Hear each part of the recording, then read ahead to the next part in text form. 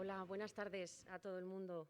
En nombre de la editorial Planeta y de Edicions Ampurias quería darles la bienvenida a esta velada literaria con motivo de la publicación del libro Inferno de Dan Brown.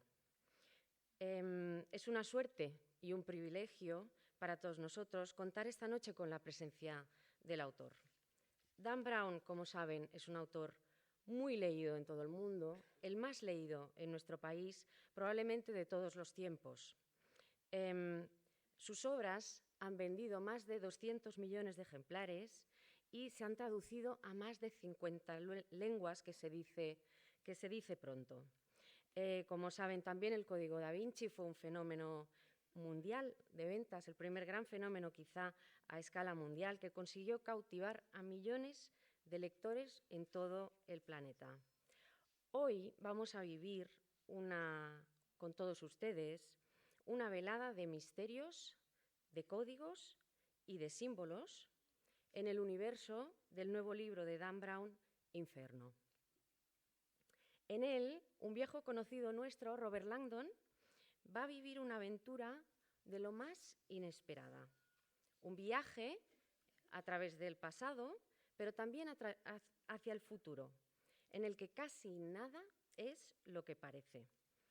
Les voy a dejar ahora y así con el autor Dan Brown.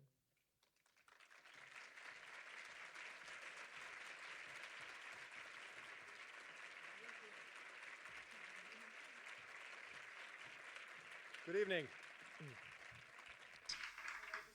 Gracias por venir. Qué teatro más bonito, el Teatro Goya. Precioso. Yo acabo de pasar 3 días mágicos aquí en Madrid. He visto mucho arte, mucha arquitectura, así como la preciosa Biblioteca Nacional, que supongo debe ser una de las más importantes del mundo. Ha sido un placer, por lo tanto, gracias por dejarme compartir su ciudad. Anoche tuve una experiencia curiosa, algo extraña, pero divertida. Hablé con 2 famosas hormigas, Trancas y Barrancas. Sí, fue muy divertido.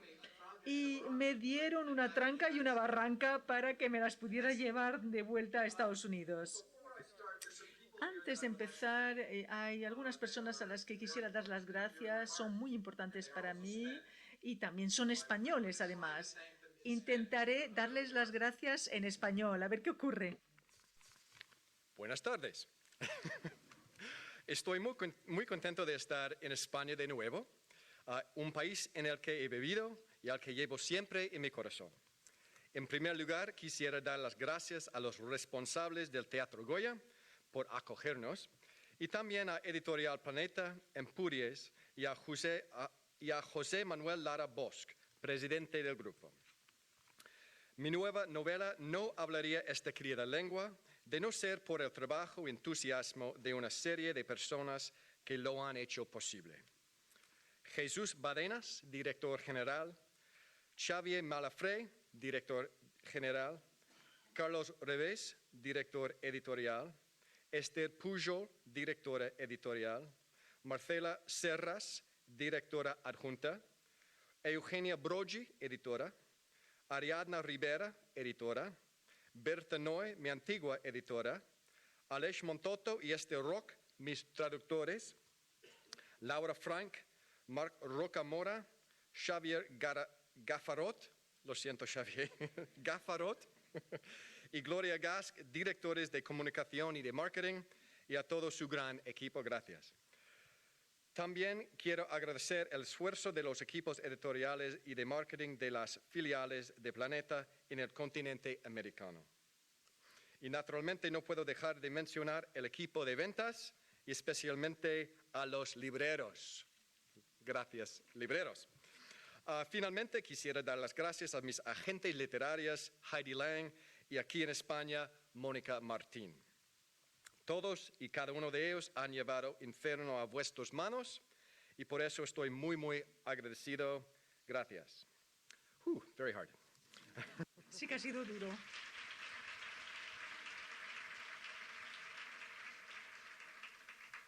Ahora en inglés. Tengo una nota aquí que dice, habla muy despacio para el traductor.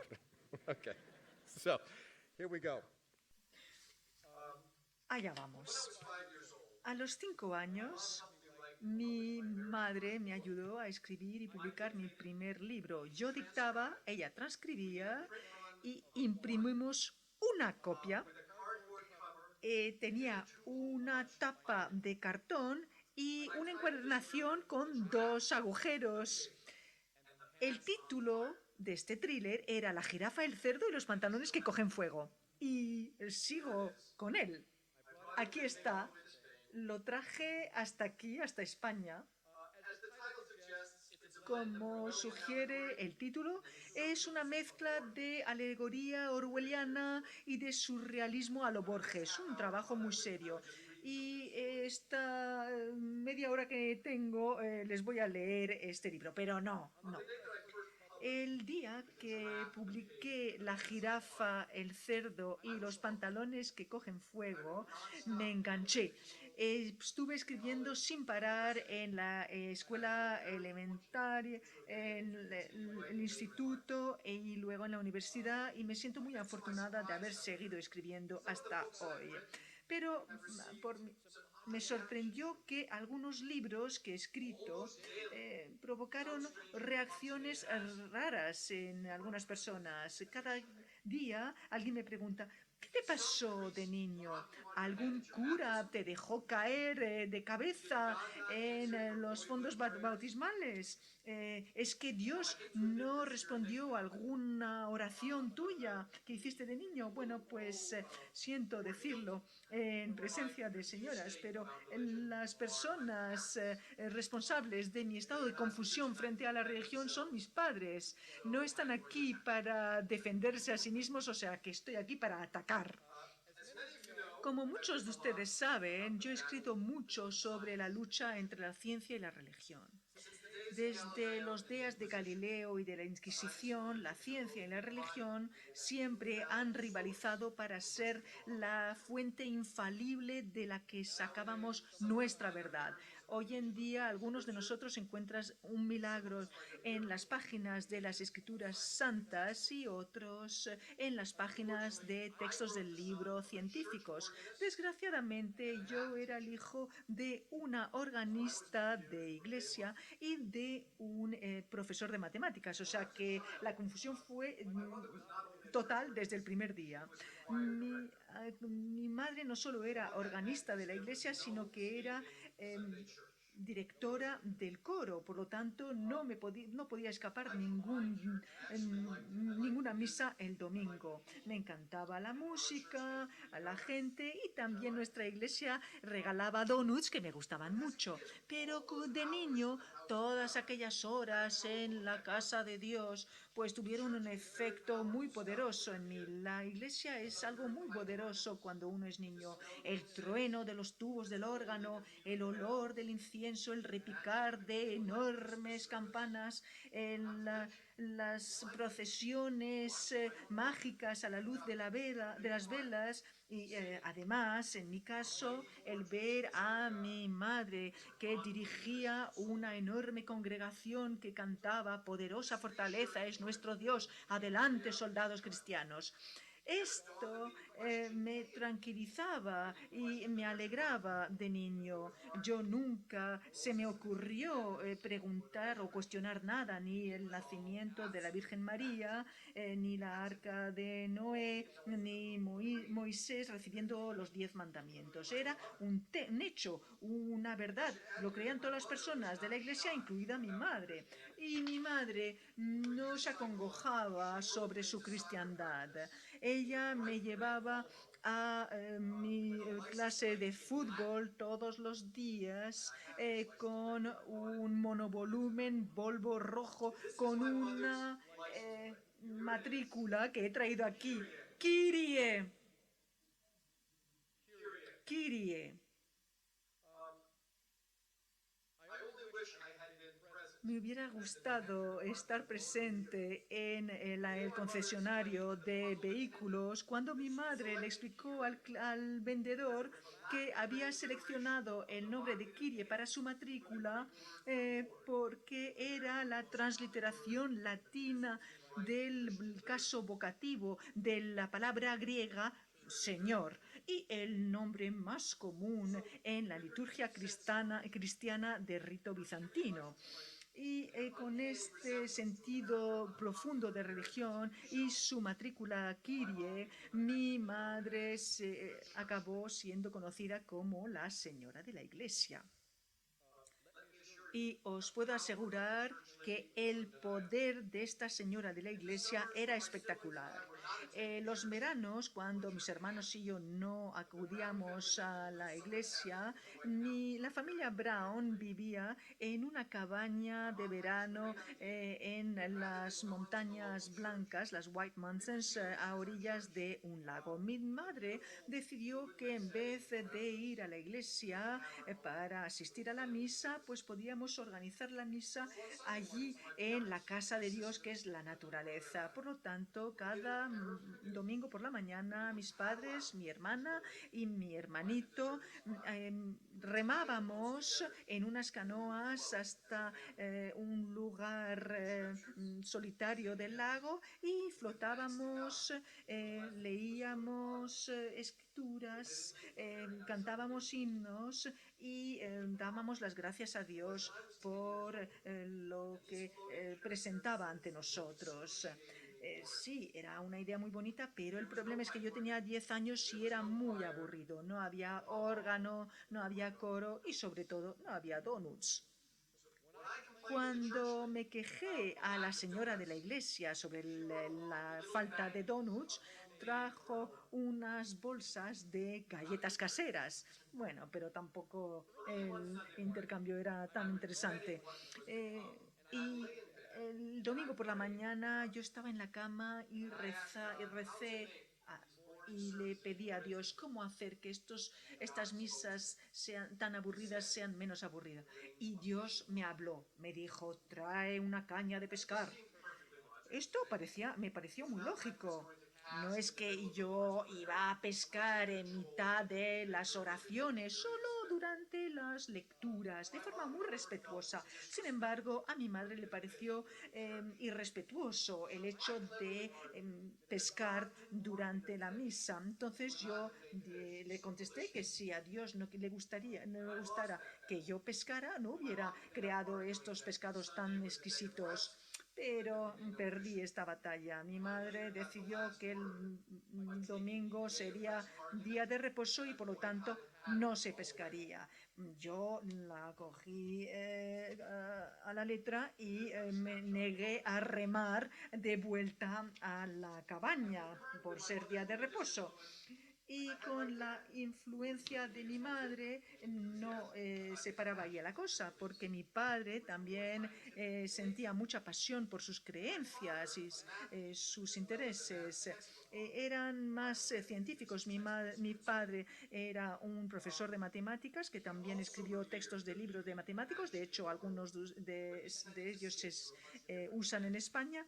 Y veía también la majestuosidad de la naturaleza, pero de forma diferente. De niño mirábamos las estrellas y me hablaba del espacio, del universo y del concepto de lo infinito. El infinito, acordamos, era imposible imaginar. Y si el universo no era infinito, ¿cómo acababa el universo? Con un muro de ladrillo que decía aquí no traspasar. Pues esta pregunta me tenía en vilo de pequeño. Y cuando ocurría un eclipse lunar, mi padre sacaba una pelota de fútbol, una pelota de tenis y una linterna y recreaba este eclipse lunar entre el sol y la luna. Y en la cena, las pequeñas zanahorias nos daban oportunidad de aprender sobre las secciones cónicas. Aprendimos que según cómo se cortaba el zanahoria, podías conseguir un corte transversal que diera un círculo, un elipso, una parábola, o si sabías cortar muy bien, conseguías el santo grial de todas las zanahorias en la cena, la hipérbola. Mis padres no permitían la comida basura, no íbamos a menudo a comer pizza, pero las veces que íbamos, mi padre nos reunía alrededor de la pizza, que empezaba por las letras pi, claro, siendo matemático mi padre, y nos hablaba de los grados del arco, de los diámetros, de las áreas, de los círculos. ¿No os podéis imaginar la vergüenza que pasaba yo cuando estábamos en línea esperando que nos sirvieran la pizza y mi padre con esta enorme calculadora de Texas Instruments, que era así de grande, nos estaba calculando si era mejor en relación calidad-precio comprar una grande, una mediana, o dos pequeñas, etcétera. Y este era el mismo hombre que había escrito el libro de texto que se convirtió en un bestseller internacional, Matemáticas Avanzadas. Y de hecho la matrícula del coche de mi padre era esta, Metric. It's a long way for you. La he traído desde muy lejos para ustedes.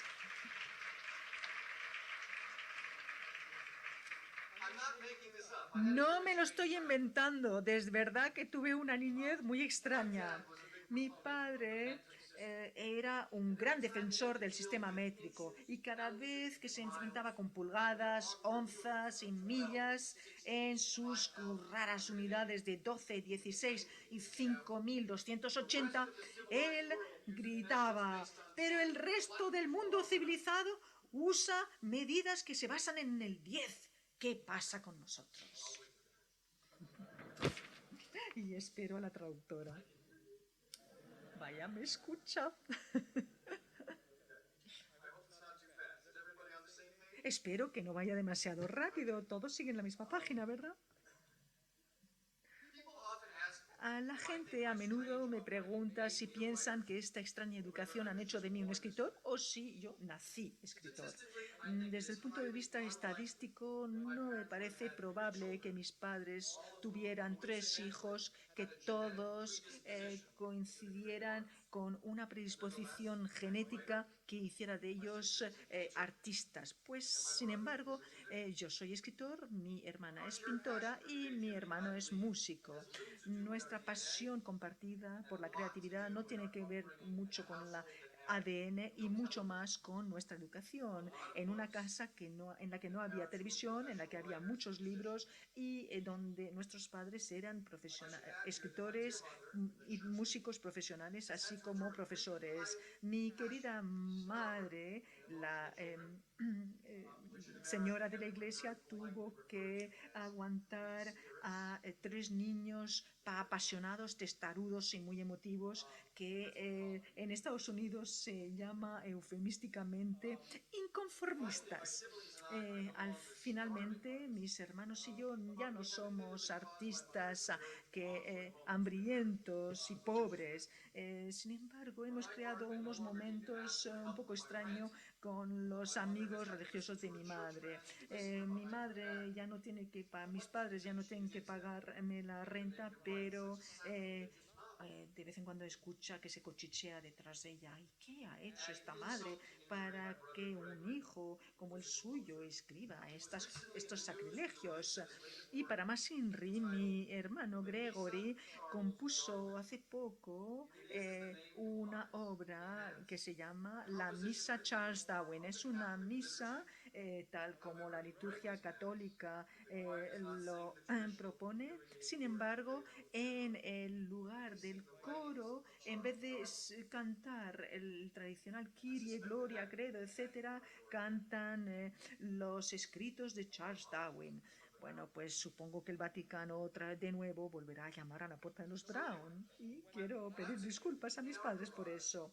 Bueno, de todas formas, yo de niño en nuestro garaje teníamos un monovolumen rojo con la matrícula de Kyrie y una pequeña furgoneta blanca con la matrícula que decía Metric, la eterna batalla entre la ciencia y la religión, al lado de mi pequeña bici azul.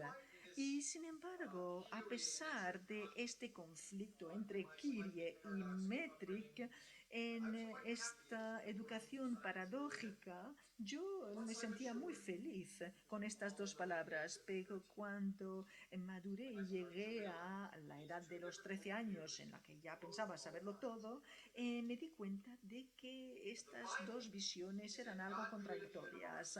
La Biblia decía que Dios había creado el universo en 7 días, pero en el colegio estaba estudiando el Big Bang. La Biblia decía que Dios había creado a Adán y Eva, pero yo había acudido al Museo de Ciencias de Boston en el que había visto fósiles y yo había oído hablar de la evolución. Por lo tanto, yo le pedí al cura, ¿cuál es la historia verdadera? Este cura me contestó, los niños buenos no hacen este tipo de preguntas.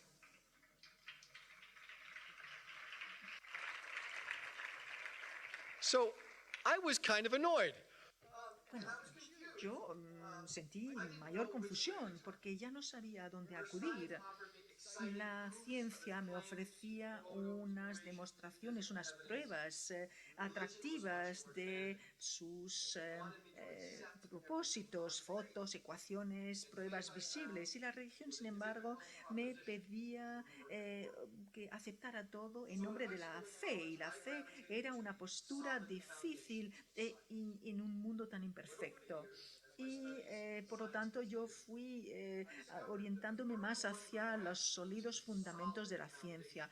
Pero a medida que fui ahondando en estos estudios científicos, empecé a sentir que el suelo se volvía más movedizo. Estoy seguro de que todos los que han estudiado ciencia piensan esto. Cuando la ciencia se plantea las preguntas más difíciles, empieza a usar palabras como principio de incertidumbre, margen de error, teoría de la relatividad, y poco a poco la física se convierte en metafísica, los números se convierten en números imaginarios e incluso la materia en sí se convierte en una pregunta. Y de hecho, hoy en día los físicos de partículas creen que la materia alrededor nuestro es energía. Este podio, por ejemplo, es energía que está atrapada en una forma de podio. Todos los que estamos aquí en esta sala somos una energía que se manifiesta en varias formas de seres humanos. Y Jesús, aquellos que dicen que alrededor nuestro todo es energía y por lo tanto se preguntan si es coincidencia que la mayoría de los antiguos textos como la Biblia describen a Dios como energía y dicen que Dios está alrededor nuestro. Hoy en día, por la primera vez en la historia, la línea entre la ciencia y la religión se está volviendo borrosa. Los físicos están explorando los niveles subatómicos y de repente tienen experiencias de interconectividad que tienen que ver con experiencias religiosas. Los monjes budistas que leen los libros de ciencias y de físicas están aprendiendo a través de experiencias algo que confirme lo que ellos creían en el fondo de sus corazones y han creído durante siglos. Por lo tanto, vemos que ambas, ciencia y religión, son la manifestación de la busca del hombre para entender lo divino. La ciencia se concentra en buscar respuestas, mientras que la religión disfruta de las respuestas. Durante miles de años se explicaban los los fenómenos físicos de varias formas. El flujo y el reflujo del océano se atribuía a los cambios de humor de Poseidón. La infertilidad la causaba el hecho de haber pedido los favores de la diosa Junón, y las pandemias eran un castigo, una plaga que nos mandaba a los dioses, el dios enfadado. Y cada vez que no había respuesta, la espiritualidad rellenaba las lagunas y por lo tanto hacía del dios el dios de las lagunas. Pero ahora estas lagunas ya van disminuyendo. Sabemos que el trueno y los relámpagos no son el hecho del dios Thor desterrado. Lo vemos como un mito absurdo y de una época ignorante. Cada día entendemos el mundo de forma más científica y nos cuesta más aceptar las creencias antiguas de forma ciega, sin cuestionarlos. ¿Cómo podemos leer la historia de Adán y Eva visto la ciencia de la evolución? ¿Cómo leemos el libro del Génesis con los textos del libro de cosmología que existen ahora? ¿Cómo nos convertimos en personas modernas, científicas, sin perder la fe? Yo estas ideas las planteé en un libro que escribí hace unos 10 años, El Código da Vinci. En esta novela, los personajes ficticios debatían una cuestión muy sencilla. ¿Qué significaría para la cristiandad si Cristo no fuera literalmente el Hijo de Dios, si no estuviera tan allá arriba y más aquí abajo? Es decir, como nosotros. Pues a algunas personas no les pareció una buena pregunta. Después de un año de haber escrito el Código da Vinci, acudió un cura a mí por las calles de Boston y me dijo: señor Brown, no me ha gustado su libro en lo más mínimo.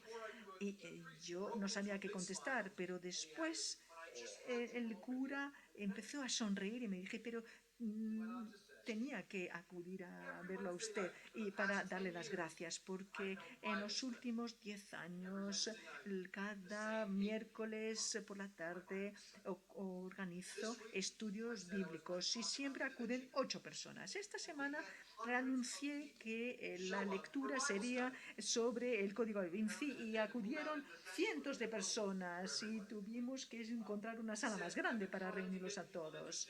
Él me dijo: yo intenté que se interesara la gente por este tema toda mi vida.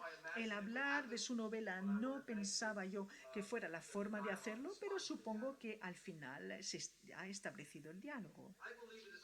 Yo creo que es nuestro deber el inspirar el diálogo, y esta es la principal razón por la que escribo una novela.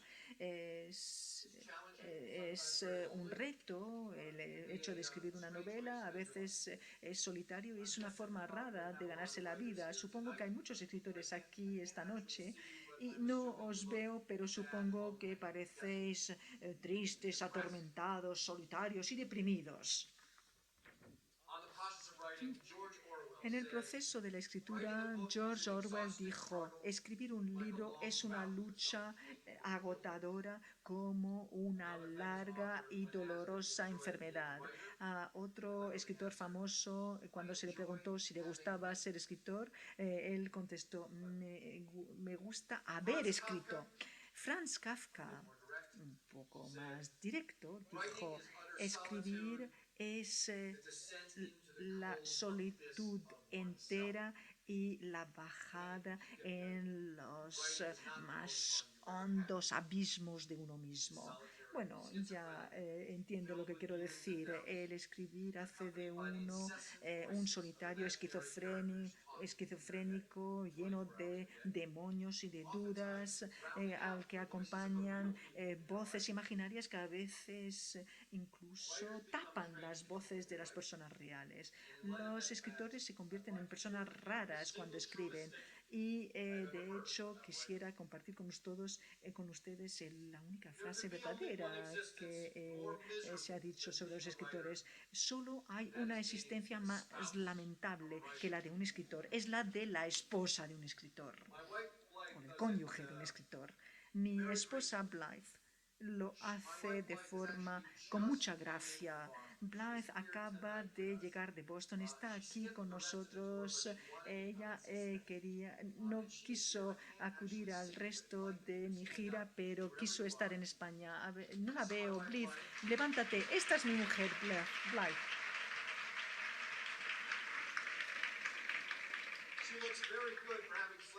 Está muy guapa cuando piensas que ha estado durmiendo en un avión. Blythe, además de ser mi documentalista número 1 y mi primer editor, es la fuerza que me llena en mi vida. En el mundo de Blythe, la lista de bestsellers del New York Times no indica quién va a sacar la basura por la noche o quién meterá la ropa en la lavadora. En cuanto estaba en lo más alto de mi popularidad, gracias al Da Vinci Code, había un artículo que decía si la cristiandad tenía miedo de Dan Brown. Bueno, pues esto era interesante y le enseñé a Blythe para que viera lo importante que era el hombre con el que se había casado. Y volví a encontrar este artículo que subrayaba una frase que decía lo siguiente: la teología cristiana ha sobrevivido los escritos de Galileo y los escritos de Darwin. Desde luego que sobrevivirá los escritos de algún novelista de la Nueva Hampshire.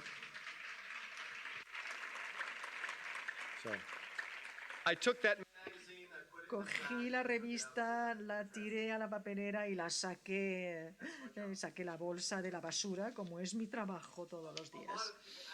Mucha gente me pregunta sobre el proceso de convertir los libros en películas y pensé hablar de esto un poquito. Al principio no estaba convencido de que yo quería hacer una película del Código Da Vinci. Para mí, la magia de un libro tiene que ver con el hecho de que puede representar algo diferente para cada persona. Por ejemplo, cuando los niños empezaron a leer a Harry Potter, cada niño tenía una visión suya del libro, pero cuando salió la película, todos los niños pensaban en Harry de la misma forma como el actor.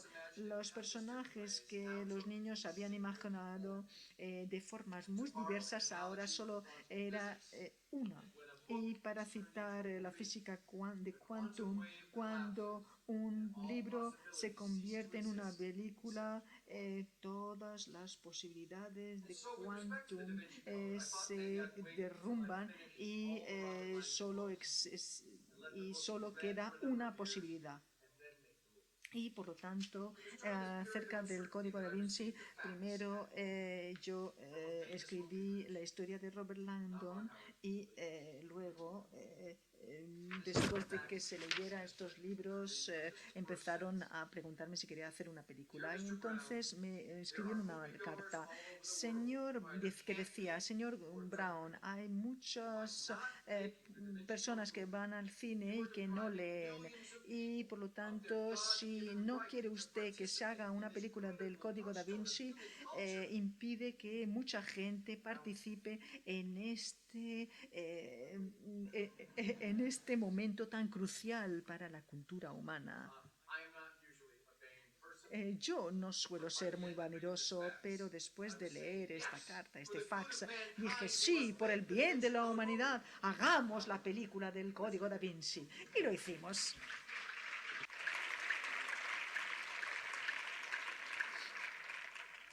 Eventually, it was Columbia Pictures that Finalmente, Columbia Pictures hizo la película con el director Ron Howard y Tom Hanks. Cuando me enteré de que el presupuesto de la película era de $150 millones, le pregunté a Ron Howard: Ron, ¿cómo se pueden gastar $150 millones en una película? A mitad de camino de la producción estaba en California en una réplica del Panteón de Roma. Y le pregunté a Ron, ¿cómo consigues hacer esta película con solo 150 millones de dólares? Y de hecho se gastaron mucho más. El estudio ensambló un libro que se llama La forma en la que se hizo la película del Código da Vinci y me pidieron que escribiera el texto del libro y lo hice. Dice que lo que más me llamó la atención en el proceso de transformar un libro en una película, los dos procesos cuentan la misma historia pero de una forma totalmente opuesta. Y leeré la primera línea de la primera frase que escribía. Entonces, el escribir una novela se hace de forma tranquila, a menudo en pijama, antes de que empiecen las primeras horas de la mañana. Las novelas se materializan a un ritmo y el escritor no tiene reuniones de estudio, no tiene llamadas internacionales con colaboradores y desde luego no tiene a unas multitudes de fans, de seguidores que ven cómo hace este proceso mágico de creación. No tiene que llevar a la hora y no tiene que actuar correctamente, no le preocupan los ángulos de las cámaras, él va libremente entre puntos de vista, entre los pensamientos de sus personajes y las luchas históricas sin sufrirlas. Cuando un novelista decide que su novela se desarrolle en el Museo del Louvre, no necesita pedir permiso al Ministerio de Cultura de Francia, o en Roma no necesita tampoco ningún permiso de la policía romana para rodar en sus calles. Escribir una novela no es fácil. Es impresionante que una novela se escriba, pero el hecho de que se haga una película es un milagro. Blas y yo nunca nos olvidaremos de la primera noche en la que se filmó El Código da Vinci. Cuando llegamos a París, el escenario era un pequeño museo que se llamaba el Louvre. Ya sé que no es tan bonito que el Prado, desde luego, pero bueno, no está mal.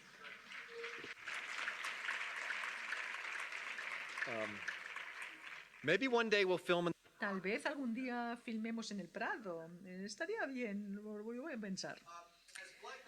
Cuando nos acercábamos al museo, nuestro conductor, un francés llamado Guy, nos llevó en mitad del caos.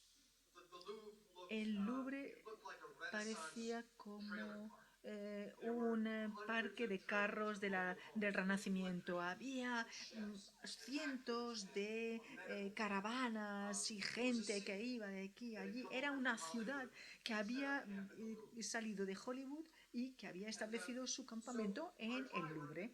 Nuestro conductor, este francés, nos condujo a través de este caos que realmente habíamos creado nosotros, esencialmente, y nos miró detrás y dijo: el bolígrafo es más poderoso que la espada. Bueno, francamente, mi francés no es muy bueno, o sea que no tengo ni idea de lo que nos dijo. Yo creo que nos dijo: bueno, pues llamadme cuando queréis que os recoja. Pero bueno, hubiera tenido que decir aquella otra frase del bolígrafo es más poderoso que la espada. Bueno, en la novela se desarrolla de noche en el Louvre y filmamos de noche en el Louvre. Llegábamos al museo a las 9 de la noche, se filmaba hasta las 12 de la noche y luego nos íbamos a las 5 de la mañana. Esa primera noche, a las 3 de la madrugada, de repente yo estaba allí solo delante de la Gioconda, esta cara que sonreía suavemente, que había empezado todo. Y este momento en sí no bastaba, porque cuando miré al fondo de la galería vi una pálida figura, un monje albino. desde luego una sensación extraña. Unos cuantos años anteriormente solo yo había escrito esta escena y ahora me encontraba justo en el lugar de la escena. Cuando estábamos filmando, rodando en Escocia, nos visitaron varias personas, entre los que estaban mis padres. Y debo reconocer que yo estaba muy nervioso con esta visita. Me asustaba que mi madre se volviera loca al conocer a Tom Hanks. Bueno, en realidad se comportó muy bien, pero sobre todo mi padre, el matemático, a mí me daba miedo que fuera detrás de la cámara con Tom Hanks y sugiriéndole otros ángulos. ¿No te parece este ángulo así mejor de Tom? No, se portó mi padre. Y una noche, cuando estábamos trabajando, oí de fondo a mi madre que está hablando con un asistente de producción. Y mi madre dijo algo que francamente nunca pensé oír de su boca. Suspiró y dijo: tengo que moverme porque estoy bastante cómoda sentada aquí en la silla del arzobispo Aringarosa. Bueno, pues me alivió ver que no estaba sentada en el hombre, el arzobispo Aringarosa, sino que estaba sentada en una silla de cine cuyo nombre detrás se ponía Bishop Aringarosa. Y mi madre hizo varias cosas extrañas durante ese rodaje y yo fui apuntando las cosas y os la leo esta noche. Hay varias categorías. La primera, cosas que nunca pensaste haber escuchado. Un día en el rodaje mi padre acudió a mí y me dijo: acabo de conocer al Papa, es un tipo majo, es un aficionado de fútbol, algo que nunca se me hubiera ocurrido que diría. Una noche en el Louvre oí: mueve el cadáver 3 pasos más lejos y no dejes que caiga ninguna sangre en Caravaggio. Otra que oí: por favor, María Magdalena quisiera una Coca-Cola light. Cosas que nunca se me hubieran ocurrido. Yo creo que solo se dijeron estas cosas una vez en la historia, aquella noche. Y también en Edinburgh, en Escocia, hoy: señor Hanks, buenas noticias. La Lady Roslin ha llamado y usted puede usar el baño de su castillo. Bueno, pues cuando acabamos el rodaje, hicimos una fiesta en el Hotel Balmoral de Edimburgo y teníamos que llevar todos kilts. Una cosa que nunca había hecho, nunca había llevado una falda, a pesar de lo que puede decir la prensa. Y estamos, por lo tanto, en el hotel con Tom Hanks y Ron Howard y otras personas. Se estaba intentando a ver cómo se colocaba esta falda escocesa. Y pues Tom muy amablemente me ayudó a abrochar la falda. Y entonces Ron me preguntó: Dan, cuando empezaste a escribir el Código Da Vinci, ¿te hubieras imaginado estar en una habitación de hotel con Tom Hanks abrochándote la falda? Pues yo admití que esta escena era el objetivo de mi vida y la única forma que esto podía ocurrir, desde luego, era escribiendo el Código Da Vinci. Antes de contestar a preguntas, yo creo que debería decir algo sobre el libro que acaba de publicarse recientemente, Inferno. Hace ya una década que yo sabía que algún día escribiría algo sobre la afición del mundo subterráneo de Dante Alighieri. Y uno de los documentos que encontré en mi documentación fue Ángeles y Demonios y el Código Da Vinci. Solo se habla del infierno de forma algo imprecisa en la Biblia. La mitología clásica era un poco más específica y describía varios niveles y monstruos, pero solo Dante publicó una visión exacta de este infierno en su Divina Comedia. Y por lo tanto, este texto fue lo que podía asustar más a la población. Por lo tanto, como pueden imaginar, con estas historias acudieron cada vez más público a la iglesia. Y en los últimos 700 años, Dante Alighiero ha tenido una impresionante influencia en la cultura y las artes. A excepción de la Biblia, ningún libro en la historia ha inspirado más arte, música y literatura que la Divina Comedia. El poema épico de Dante ha dado lugar a muchas obras en la historia, a grandes mentes: Longfellow, Chaucer, Borges, Tchaikovsky, Liszt, Monteverdi, Michelangelo, Blake, Dalí e incluso unos diseñadores de juegos de vídeo. Mañana voy a ver el Guernica y lo he visto antes y quiero ahora que lo vea Blythe. Y de entre los 7 pecados capitales, la lujuria, la glotonería, la avaricia, etc.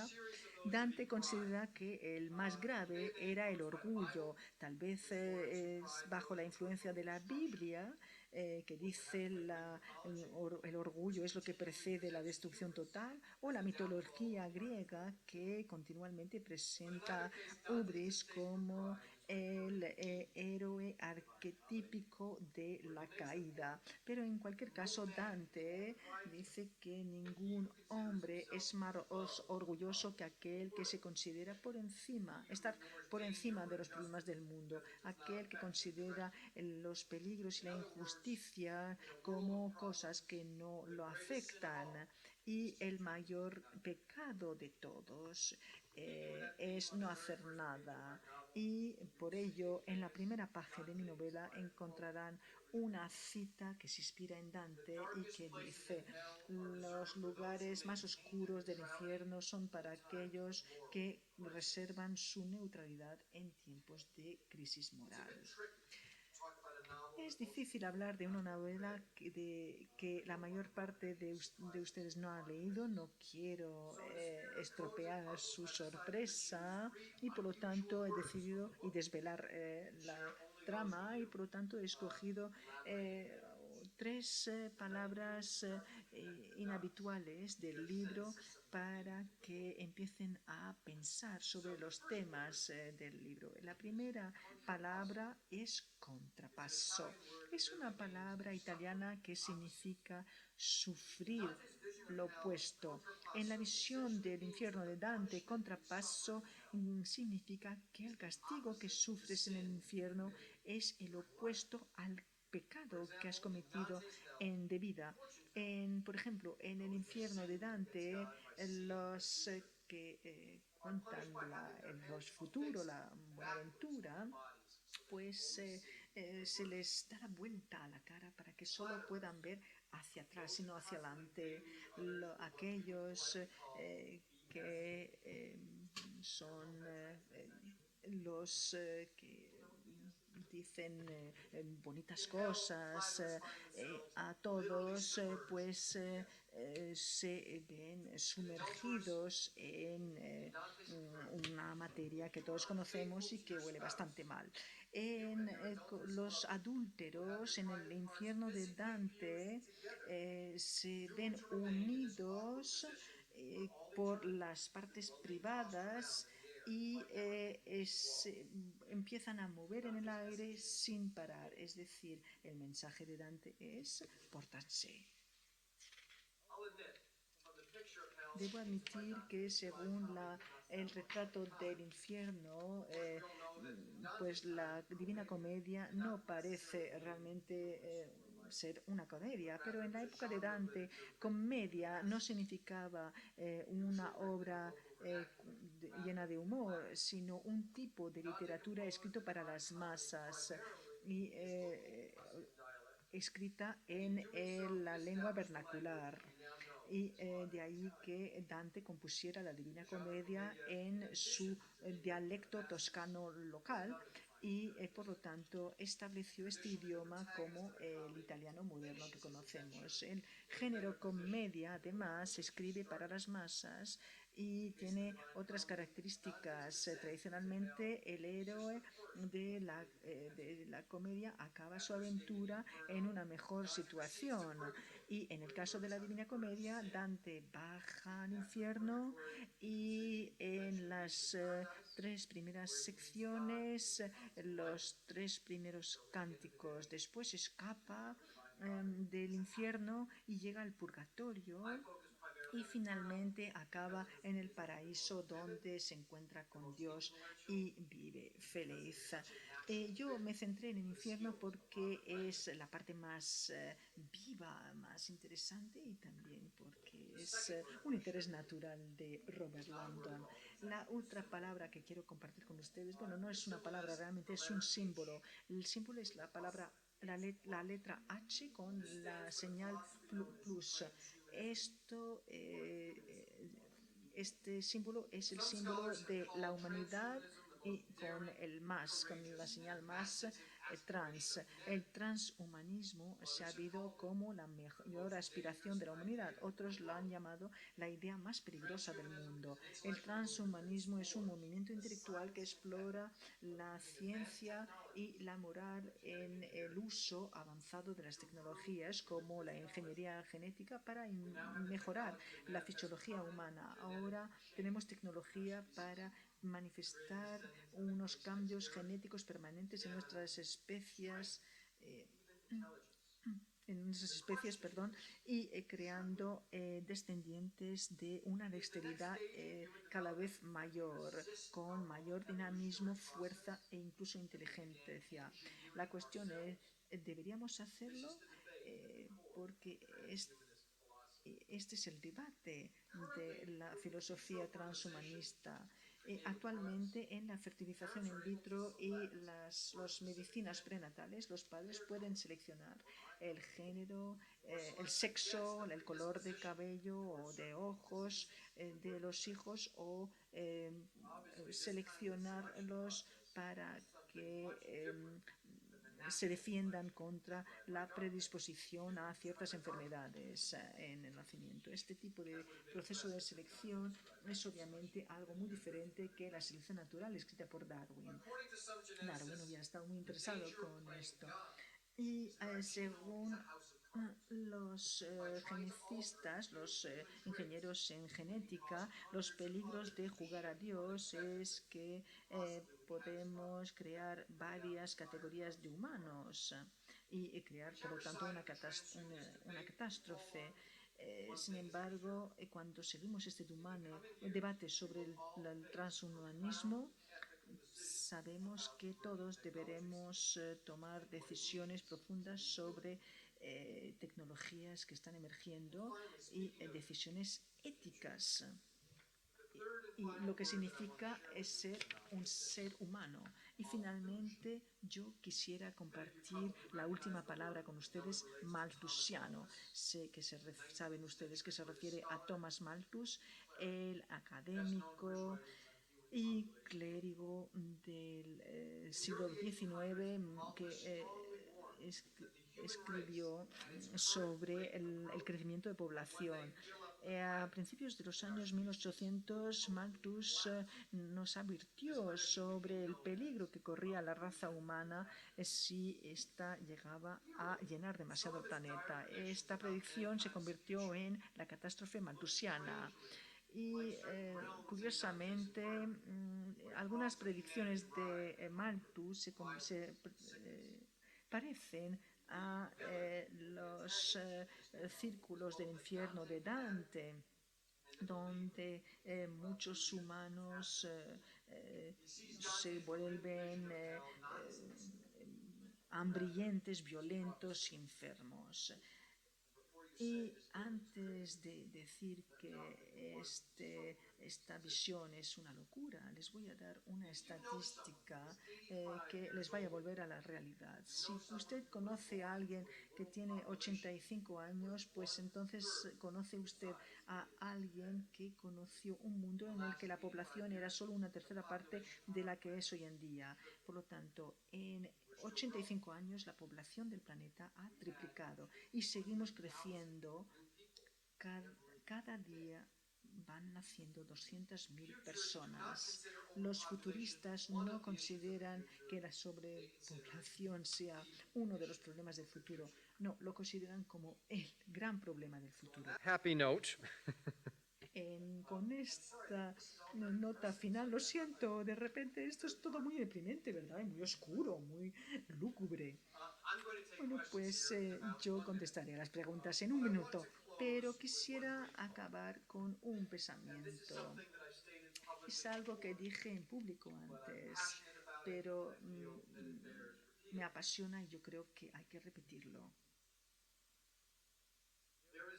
No hay nada en nuestro ADN que predetermine nuestras creencias. No hemos nacido en el mundo creyendo que un Dios específico es el Dios verdadero. Hemos nacido en una cultura. Nosotros respetamos los dioses de nuestros padres. Si todos nosotros en esta sala hubiéramos nacido en las montañas del Tíbet, la mayoría de nosotros seríamos budistas y seguiríamos con esta filosofía budista con la misma pasión con la que ahora defendemos nuestras creencias actuales. Nosotros seguimos los dioses de nuestros padres. Es así de sencillo. El mundo es cada vez más pequeño. Y ahora más que nunca es muy peligroso pensar que somos infalibles, que nuestra versión de la verdad es absoluta y que cada uno que no piensa como nosotros se equivoca y por lo tanto es un enemigo. Para nuestra propia supervivencia es importante seguir teniendo unas mentes abiertas y educarnos y hacernos preguntas difíciles y sobre todo dialogar especialmente con aquellos cuyas ideas no son las nuestras. Y por lo tanto, en nombre del diálogo y del compartir de ideas, quiero reconocer que esta noche lo que nos une en este espacio son simplemente los libros. Estos objetos mágicos que comparten ideas más allá de las fronteras, más allá de las culturas, más allá de los idiomas y sobre todo más allá del tiempo. Por lo tanto, todos aquellos de ustedes en el público que escriben libros, que publican libros y sobre todo que leen libros, muchas gracias. Buenas noches. No me acuerdo cuáles trancas y cuáles barrancas, pero... No son mías realmente, son preguntas que hemos seleccionado a través de la página web y que las han formulado los lectores. Así que allá voy. ¿Has pensado en escribir alguna historia ambientada en España, en Sevilla, por ejemplo, donde estudiaste español? Sí, desde luego. Sevilla es una ciudad mágica. El barrio de Santa Cruz tiene mucha historia, la Giralda, desde luego se podría crear algo durante la Semana Santa que es tan mística. Cuando estaba en Sevilla, recuerdo la Semana Santa, recuerdo cómo llevaban la Macarena, ¿verdad? Y decían, esto es la Virgen más importante, la Macarena, y la llevaban a hombros. Desde luego sí podría escribir alguna historia que tuviera lugar en Sevilla y tal vez en Madrid también. ¿Sabes? El Jardín de las Delicias.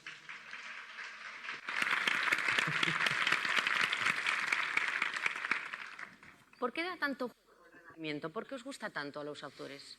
The Renaissance. Bueno, el Renacimiento es un momento pivote en el desarrollo de la humanidad. Es un momento en el que pasamos de la oscuridad a las luces. Fue una explosión de ideas, de obras de arte y creo que a los autores siempre les interesa el cambio, estos momentos en los que cambian las ideas y las culturas.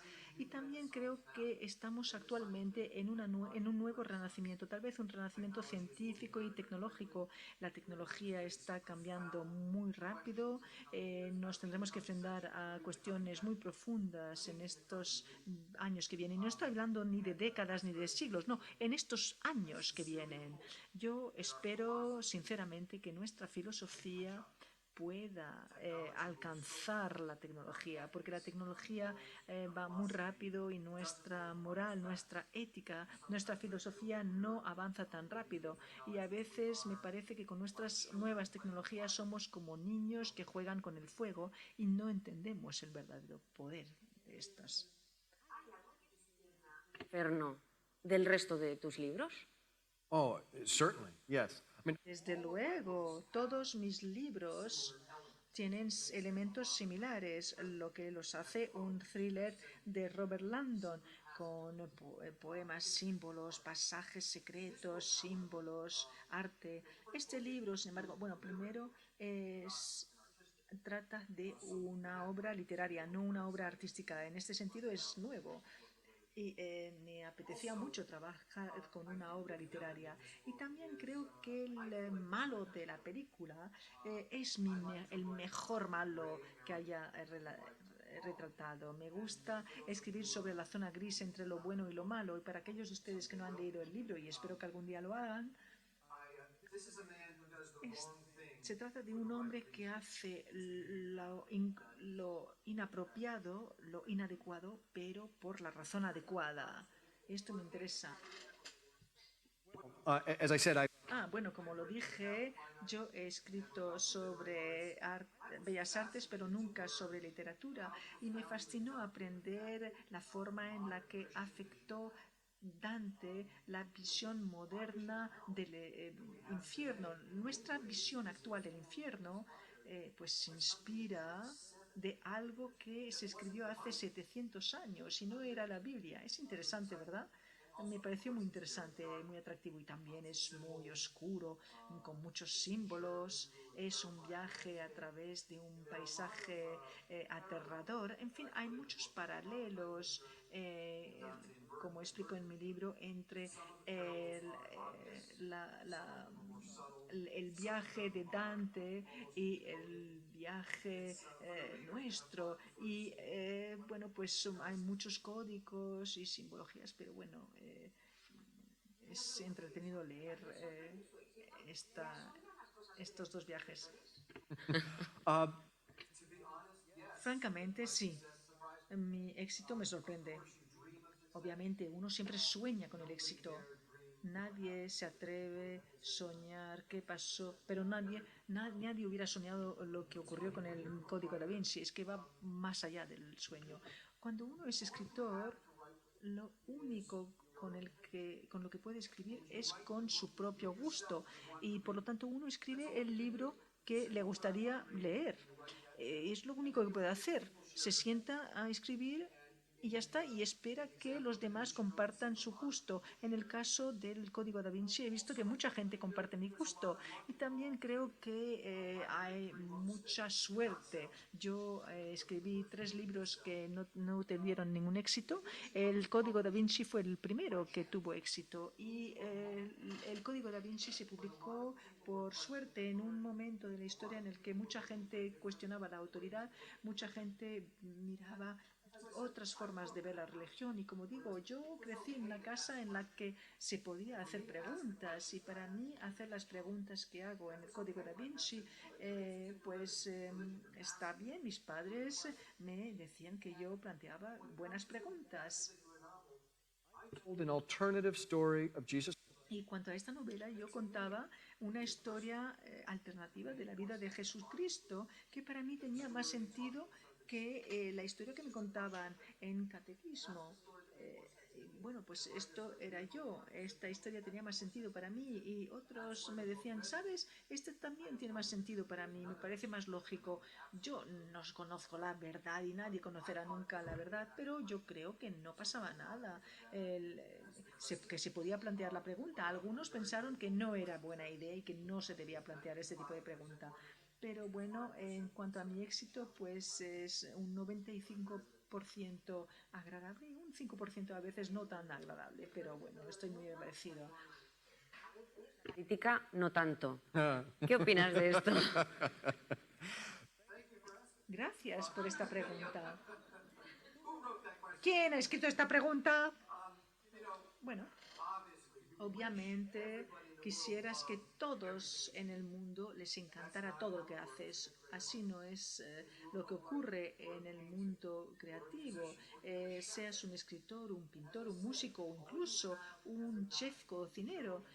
Siempre, como digo, lo único que tienes al fin y al cabo es tu propio gusto. Tú escribes una novela o haces un cuadro o compones una sinfonía o cocinas un soufflé y esperas que a ti te gusta y esperas que a los demás les gustará.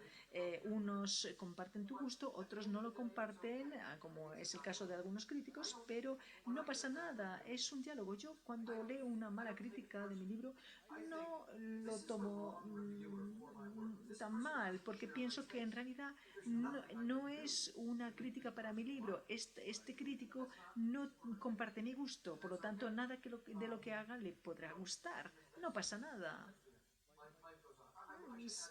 No pasa nada realmente. Y debo añadir algo para todos aquellos de ustedes que son creadores, artistas, escritores, etcétera, que enseñan su trabajo y hay gente que le dice, ay, está bien, y otros no, no está bien. Pues yo tengo un consejo que les puedo dar, que seguí desde que empecé. No lean las críticas, ni las buenas ni las malas, porque si se creen las malas tendrán que creerse las buenas y viceversa.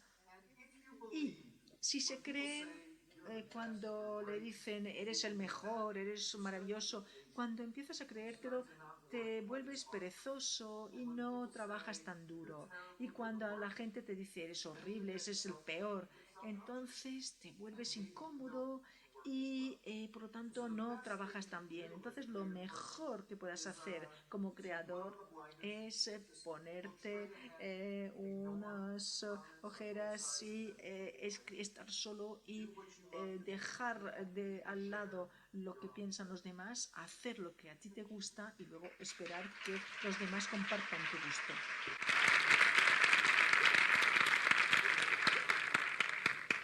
Voy con la siguiente. ¿Cuál es su mayor aspiración? ¿Tener muchos lectores o pasar a la posteridad como Dante?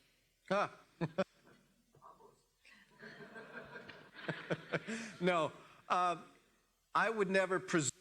Nunca presumiría de estar al mismo nivel que Dante, eso de partida. Y me encanta tener tantos lectores.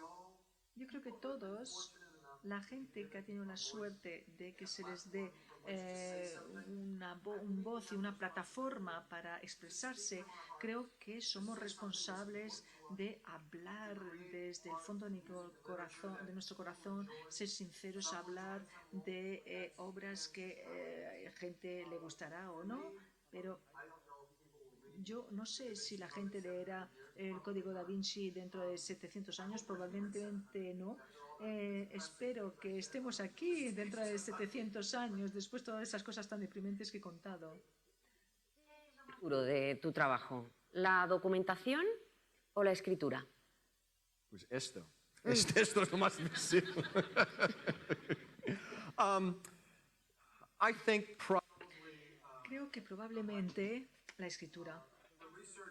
La documentación es difícil, pero es interesante. Viajas, hablas con conservadores de museos, vas a bibliotecas, aprendes sobre historia, sobre ciencias. He hablado con muchos científicos para escribir este libro. Es interesante, pero esto es una especie de tiempo abierto, cuando no hay reglas, cuando intentas recoger la mayor información posible.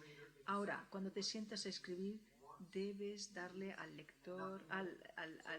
lector lo que él necesita y nada más. Y esto ya lo he dicho antes, de cada página que leen ustedes de Inferno, yo he tirado a la basura 10 páginas y esto es por respeto al lector, pero el lector no necesita saberlo, necesita conocer solo la parte que yo escojo y que se quedará en el libro.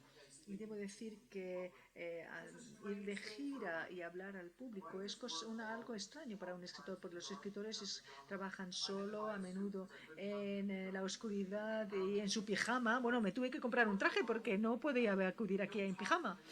Entonces, estás solo, no hablas con nadie en 3 años, se lo puede preguntar a mi mujer, y de repente está hecho el libro y el editor te coloca una luz en la cara y te dice, ¡hala! Vete y sé fascinante, interesante, vete a televisión, etcétera.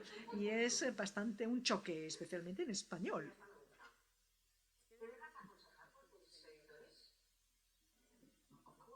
Claro, es su trabajo. Por supuesto, especialmente tú.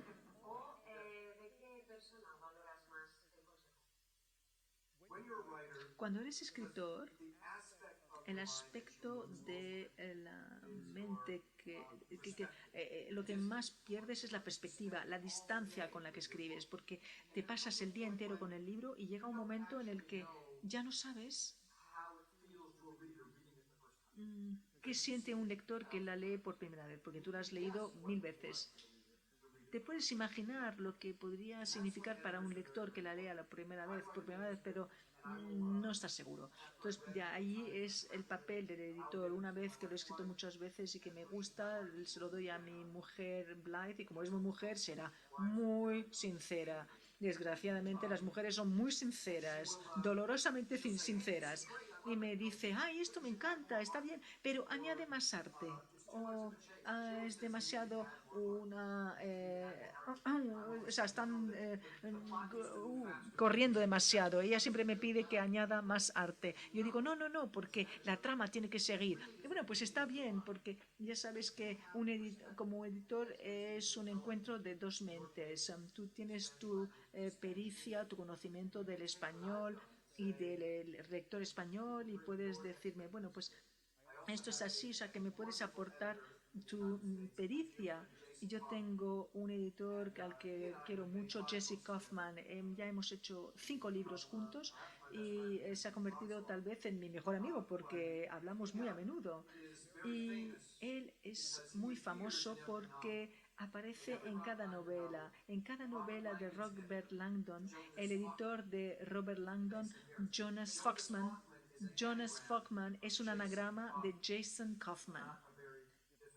No es un código muy difícil, pero bueno, un código, después de todo.